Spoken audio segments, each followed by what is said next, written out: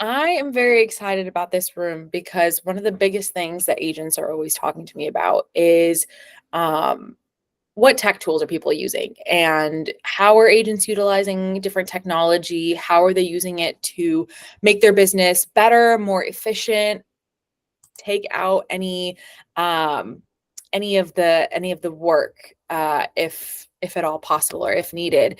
And so that kind of tech talk also stems into what agents are doing with their websites, how they present themselves to the world, what sort of considerations need to go into building a website that's going to help you, one, generate leads, two, act as a sort of primary brand awareness, so that prospects, potential clients can see what is this person doing? How are they getting their message out there? And I think Jason is somebody that has done a lot of really intentional work lately to put his website together and take that very thought process into consideration. So, Jason, I know you have slides that you'd like to share, so I'm going to let you go ahead and do that. Janet, before we get started though, do you have your own website? Is that something that you have built out or are thinking about building out? I am actually building one out. I have Okay. a basic page right now, and then I have someone working on creating something new and different. Okay, so this will be pretty informative for you then. Yes. Yes. All right, Jason, go ahead. All right, so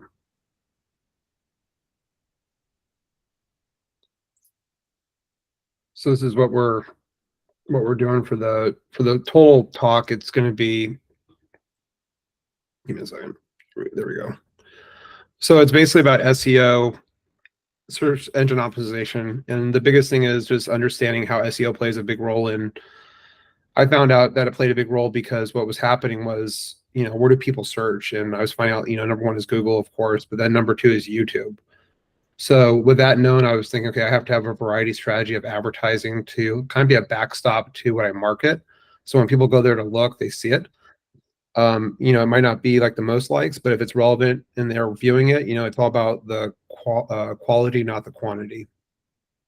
So the second one is branding SEO. And I kind of thought, we have to really become creators of what we do, branding specialists. And then if we're not a brand specialist, that creates issues. So we want to make sure we're brand specialists in terms of showing that we're the experts in the area, and then also showing a lot of local content. So when we meet with people, it kind of takes the edge off of meeting with them. The next question is SEO. How does it work? So the biggest thing is, it's like Google. If you put something in there organic, you'll get a better presence on the page. And the more you put on there and you change it, the more it starts to recognize you and bring you up in the method. So it's just a great way to get yourself out there. It's a free way to do it, but it's also a good way to show your expertise and also gain additional people that you may work with in the future. What is the benefit? So I really believe we're in like what we call a doer's economy. So it's like a doer's activity. The benefits, there's leads, building client brand trust, side business activities such as referrals and building a strong network of trades, become the source for the buyer and seller, of course. Redfin, Trulia, and Zillow can't provide better information than an agent who knows their local market. The last one is reduce your need for being a paid lead-based business. I think that's my main thing, because I don't think the big paid businesses will be there as much anymore, and they're going to take more of a chunk. Part of a business creating a brand that is recognizable, we use social media, websites, paid ads, and other media to build brand awareness. So build a website that can anchor on your web, anchor you on the web, make sure your website is ADA compliant, which is a big deal. Making an end user experience and tying it all together, and then put on your consumer hat versus your professional hat and think about what you would want as a consumer and what would be interesting. So when we build a website that anchor you on the web, how does your website function and why? What devices are used to view properties? So that's where I brought in the mobile part. When you talk to people about their mobile searches being 90% online, and on their mobile device or iPad, you want to make sure the website's mobile friendly and not a bunch of clutter and too much content. So where do the consumers search? Number one is Google, and number two is YouTube. Make sure your website is ADA compliant. There's been some lawsuits on some websites that were made by others, and they're not ADA compliant. So that's a big part. I use Squarespace as my backend for that one reason. Mhm. I've also noticed that in the past, when I was doing my research, a lot of companies such as KV Core and Boomtown, they all were starting to consolidate into one platform. So that was a little concerning. And I also want to make sure that I wasn't using the traditional real estate website based on the changes coming up in the future. I used to use Luxury Presence, just didn't jive with it as well. I know a lot of people do well with it, so it's a great platform, but I decided to go a different route. Jason, I'm so sorry to interrupt you, but is there you're going through your slides and I'm not able to see anything on your slides right In now. here. Oh, you're not? Oh, you got to tell me that. Okay. Yeah, no, sorry. I didn't want to I Trying to didn't figure want that to out. interrupt you, I but went full yeah, screen. no, I'm like, all right, I'm not able to see your slides. let me see. It shows right here. That's what's so weird. So it's presenting. Got it. So now I can see it. Can you Yes, see now it? we can see it. Before it Yes, was just, thank yeah, before it was Then just we'll, blank. then we'll just go this route. I'll go back a little bit. No you. Okay, worries. thank you. So just keep it. So, so I'll start up here at the top, right? Become a content creator, because that's what you're really doing. You're creating content for the web. So as long as you see it as a stream of flow for marketing, you should be adaptable to it. The biggest thing is just doing the best practices for SEO. Keep it constant, be on a schedule, do something good. That's what I'm working on right now. That's the hardest part, right? Being consistent. The And benefits. sorry, I'm so sorry to Yeah, interrupt. of course. Do you do all of your own SEO, or is that something that you have hired somebody for? Or is that something that you're learning and doing yourself?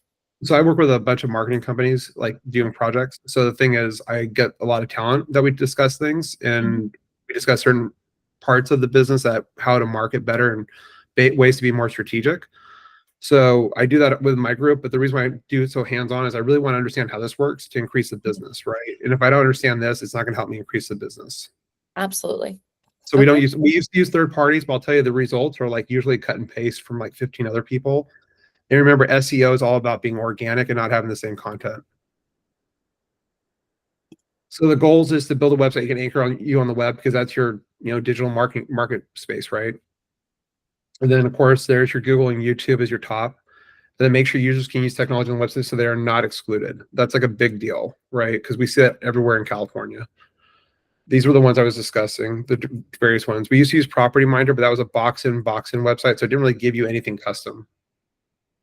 And then being able to plug in automation is key. So your website should be API friendly. So if you want to do automation through your CRM with drip campaigns, if your website's properly built up, you can actually automatically drip people into a campaign through ActivePipe and through Follow Up Boss.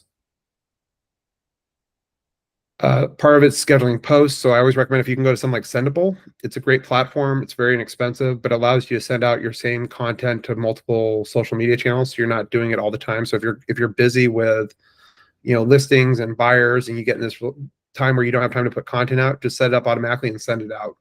So it's on a scheduled basis. One thing I've always asked myself is, do I need a search on my website? So I always thought yes, but then I really started thinking about it. I thought no. And the reason why is because really in real estate, you need to bring a buyer in, you need to do like your analysis on it. And then you're better off to put them on an IDX search that's customized, that you can collaborate. So especially after the work that Radius is doing with the individual branded apps for each agency, that's going to allow us to have that where we can collaborate with our clients. So I really think there's a way to bring them in. And also the neat thing is that you can really just, do the message. So I'm going to go over to a different part and show you something different, right? I'll show you the website.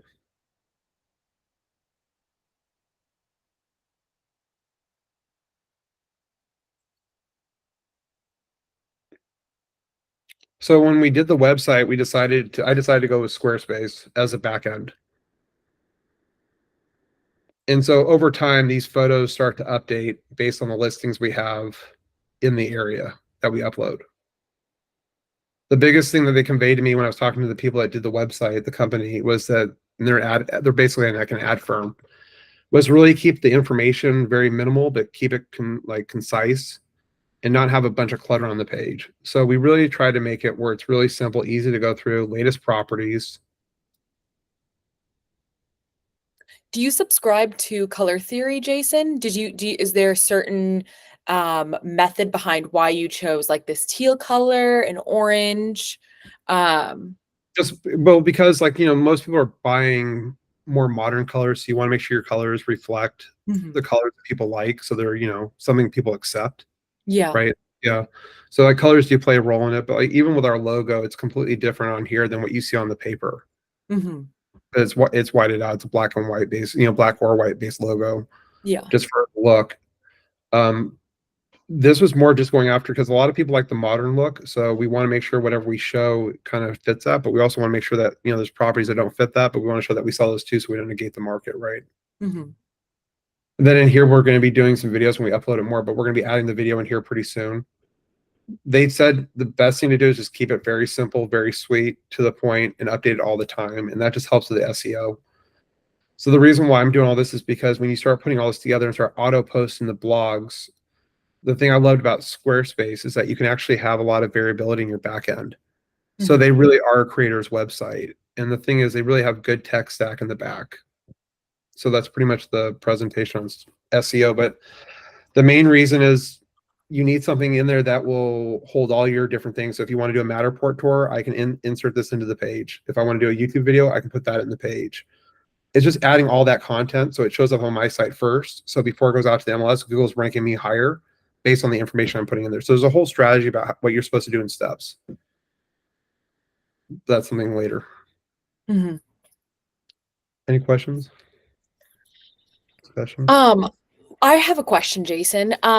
Are the videos that are embedded on your website, are they embedded through YouTube? Because you had mentioned that YouTube was also something searchable.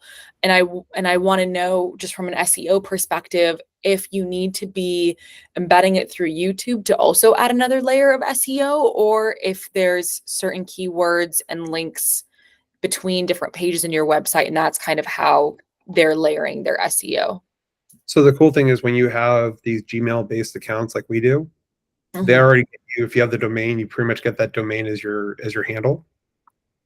And then it all connects in the back end, right? So Google's like, search everything. So they have your address, they have your information. So all that starts to connect.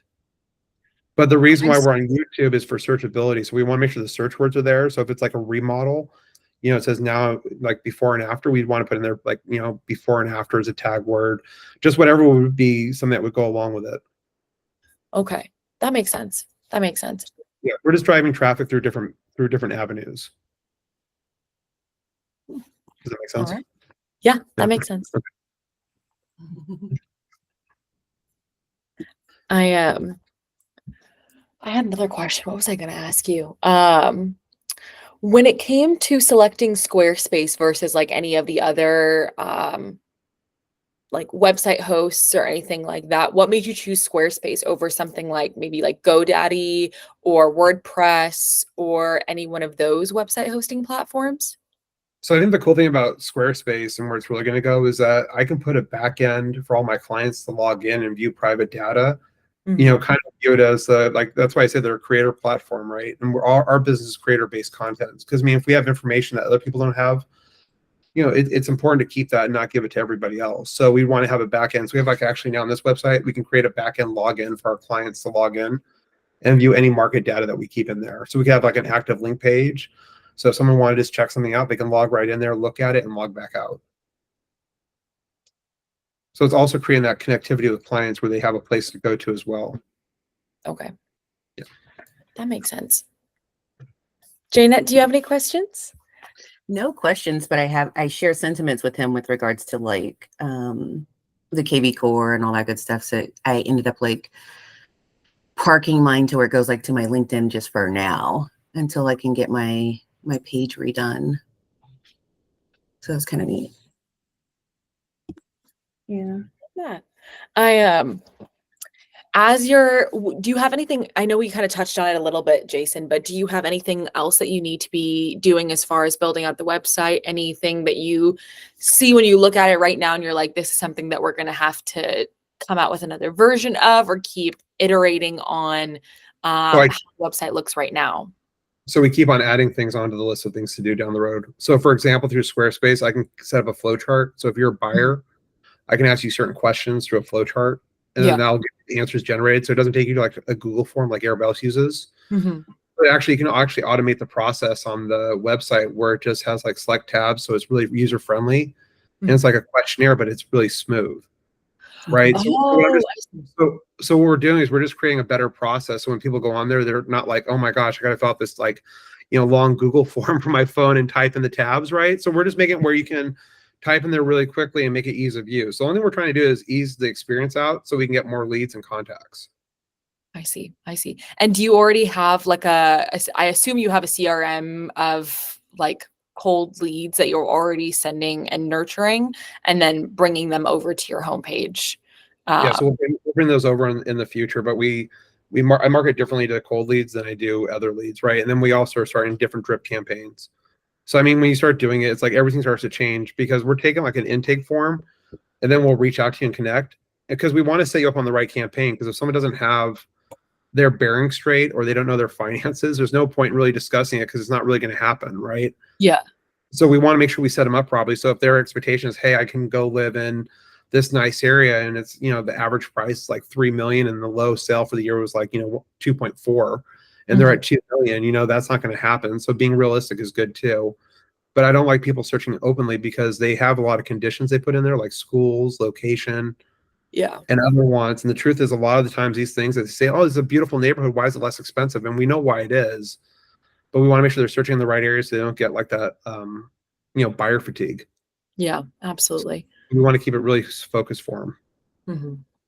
Okay. And then how are you connecting ActivePipe? What does that do for your website, or what do you do with that? So I think I'm starting to build into ActivePipe because the neat thing about ActivePipe is just really real estate focused, and it allows you to divide them into like certain categories. Mm-hmm. So if you want to send out, let's say like a buyer-based email, and you have like a buyer category separated in your CRM, you can separate those out and send it only to your buyers. And then if you have like a seller one that you're nurturing and it's like a monthly newsletter to sellers that are ready to sell, you can have a separate category that you only newsletter to that group. Okay. So the nice thing is the thing I like about ActivePipe is you can divide it up. And that's like the key part is being able to divide it up into like areas where you can really say, okay, you're like a developer, right? And let's say, okay, you're a developer. Then I would send you development information about like what's changing, what's new in the areas or properties. That would probably link in there. Or if it was something else, we were just trying to make it where it streams to you the right information that you actually want. Mm-hmm. If you're looking to buy multi-residential, and let's say you have 5 buyers in that group, it benefits you to use ActivePipe because you can send it a personal message, write the message on them, dear so-and-so, and it comes from all the things transfer in, and then you can keep them on that marketing update. So there's just a lot of options, but one thing I like, I use I'm going to use Follow Up Boss, but one thing I like about Follow Up Boss is just the drip campaigns. I think the drip campaigns are very important. Okay. I had a hard time getting into Moxie and ActivePipe, so I haven't really played around with it, but I remember like loving it, all that good stuff. So we'll see. I'll be upfront. I don't like Moxie. Okay. And the reason why is because, they don't always have all the data, and I don't want to go in there and start inputting all the data. We already have it somewhere else. Yeah. And if you go on something like Keynote or PowerPoint, you can make a beautiful presentation and you can link it other places with an internet connection and make it look really nice. Okay. Like Keynote is like such a advanced like display, everybody makes their slide decks on there now and they're using it. It's a really good platform. It's easy to use. You can draw on it, type, right? So you can make it look really nice. Okay. I'm going to figure that one out then. Cause I remember being like so in love with it and I'm like, I'm over it. Cause it's through Moxie, blah, blah. And I was just like, okay, I just don't have the energy to be learning 1,001 new things. Well, the thing is that like the Moxie, I don't think it has like the best ease of use. Okay. From when we started using it, when it first started, it was like a lot of filling out, putting things in, and then, oh no, it didn't work, and you're back to square one. Right. So I mean, the point being is, why do that? Why put yourself to that stress when you already have the data somewhere in your database, and, right. and just link it on your, you have a presentation. You can, use the base of the presentation and split out in multiple ways. Okay. I'm just more about easing my life because if something changes, I don't want to go into Moxie. I want to make my presentation look better, add the new data. Yes. Same here. And the thing is, the best part is when you go in there and you like say, oh, this was an off-market sale and the other people didn't know about it. Mm-hmm. That's where like the power of like your determination and understanding your market comes in. So I think it's really important to have all those things figured out. And I think using a system like ActivePipe that helps you with the marketing is great as far as the client base. But I think that, having the drip campaign for those people that aren't in that base yet is perfect too. So it's just putting all those together as a complete system. Okay. Because I was literally about to, I was looking at like Constant Contact or something else that would No, you connect. use the ActivePipe. You'll like the ActivePipe. And the reason why is, like I said, divisible database. So you have people that are like divided up based on their categories, Mhm. because you have much more effective marketing. Doesn't, you know what I mean? Yes, I hear you. And then the other thing too I do, this is like my big cheat around, is I use a Ring Central as my main phone number. And the reason why I do that is because then the telemarketers don't call me all the time on my Uh-huh. cell phone, because it has a different ringtone. So if you can find like a third party like voice over IP provider, And I it's do have that. perfect. Because the reason why is as soon as they hear that white line go on there, their system disconnects. Okay, perfect. And the So, reason why I do that is because, and the other reason why I do is because I really want to get those important calls that are coming through that phone number. so I use Grasshopper for that. Okay. Yeah. But the truth is, I'm going to Zoom pretty soon for the phone system. Mm. And the reason why is because you can switch from a conversation to a presentation Right. on the Okay. go. On So the if go. you're on the phone with someone, you can switch to a presentation, which is great. In Google Meet, you can do that as well. Yeah, I know a lot of people like to use Zoom professionally Yeah, in my professional. area. So I try to make it where it's easy, where they're not like, oh, why are we? Because I'm not a big Google Meet fan. I like Zoom a lot more than Google Meet. No offense. I'm just saying Zoom. I'll keep that in mind, Jason. Well, I have a Google phone and everything's like Google, so it just makes it a lot easier. But okay, Zoom has a new phone feature. Good to know. Well, because the thing is, like, if you're on the call with someone, you say, hey, let me show you some stuff on my phone versus sending them it. It's just like converting that from, the thing is, the beauty of VoIP is if it's through the system, you can do all these changes if you're at your desk on the computer, where you're like having a phone call with them and you're doing the whole presentation to them and really get them in the right position, where hopefully you can convert that into an appointment of some sort, right? Right.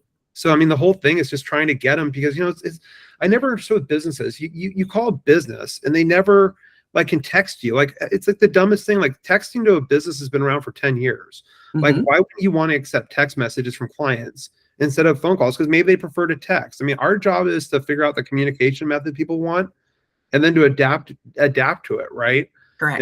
And the thing is, I got this one, like, I have people blowing me up on WhatsApp. I don't use WhatsApp all the time, but this one client wants to use it, so guess what I'm using, right? WhatsApp. There you go.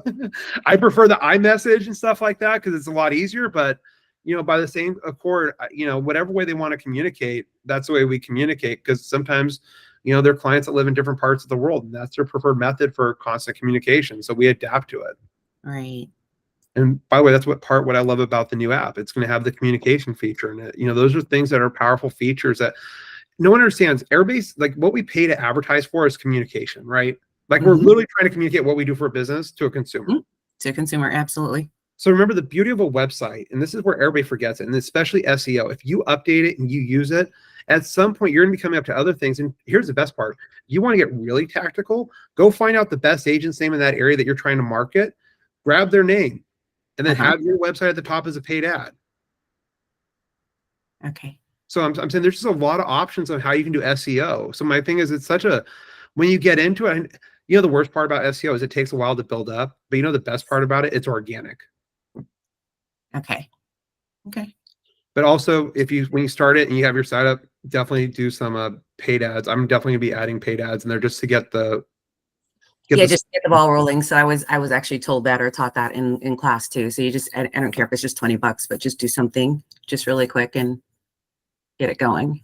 Yeah, but the biggest thing is I found out is just having a system where you capture it. Because let's say you get busy, and it happens, right? Where you have like all things dropping at once.